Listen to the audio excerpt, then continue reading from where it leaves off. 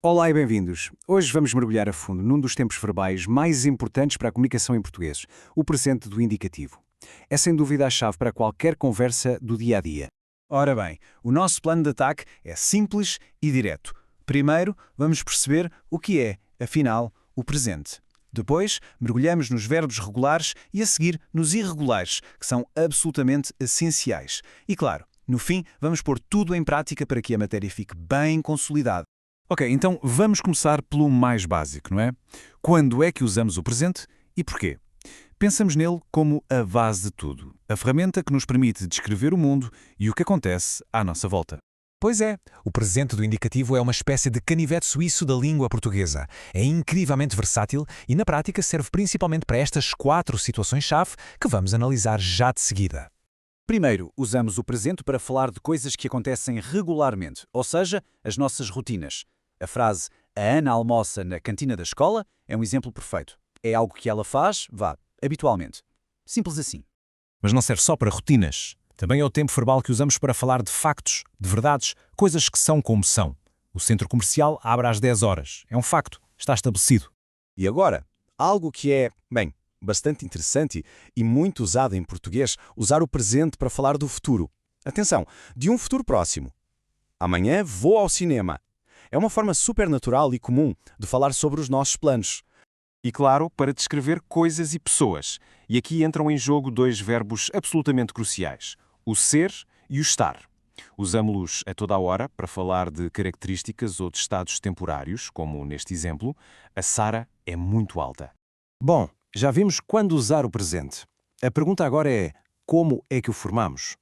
A boa notícia é que para a grande maioria dos verbos existe um sistema, um padrão bastante previsível. E a lógica é esta. Quase todos os verbos em português terminam em ar, er ou ir. Cada um destes grupos segue um padrão de conjugação. Ou seja, se aprendermos a conjugar um, sabemos conjugar centenas. É só uma questão de encontrar o radical do verbo e juntar-lhe a terminação certa. Ora, olhemos aqui para a tabela com atenção. Reparem como o radical do verbo, que é a parte que não muda, se mantém sempre igual. Em falar, o radical é fal. Em beber, é bebe. O que muda é só mesmo a terminação, que se ajusta à pessoa. Esta é a chave para conjugar a esmagadora maioria dos verbos sem dificuldade. Muito bem, já vimos a regra. Agora, vamos falar das exceções. Mas calma, não é preciso ter medo delas. Pelo contrário, pensemos nestes verbos como os mais poderosos, os superverbos que usamos constantemente. A ideia-chave é mesmo esta. Estes verbos são irregulares, sim, não seguem o padrão, mas são tão comuns que aparecem em todo o lado. Dominar este pequeno grupo é dar um salto de gigante para uma comunicação muito mais fluente. E cá estão eles, os irregulares mais famosos. Vejam bem como a forma deles muda completamente. O verbo ser, por exemplo, passa a sou, és, é, não segue padrão nenhum. Mas estes verbos são, de facto, a espinha dorsal da comunicação.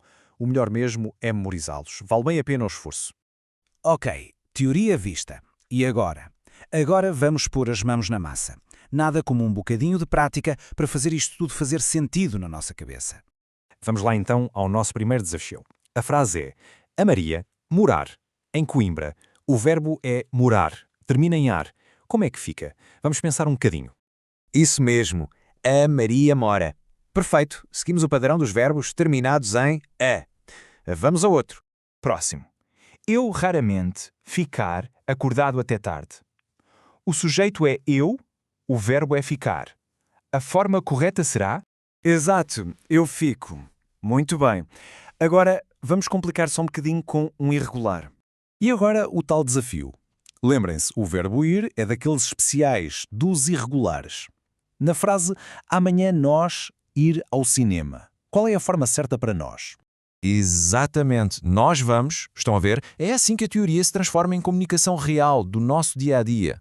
E aqui temos um bom resumo do processo. É pegar nos blocos, o sujeito, o verbo e juntá-los, conjugando o verbo corretamente. Eu estar na escola transforma-se naturalmente em eu estou na escola. O processo é, na verdade, bastante lógico. No fundo, a grande conclusão é esta. A teoria só serve de alguma coisa quando a usamos. Por isso, o desafio que fica no ar é este.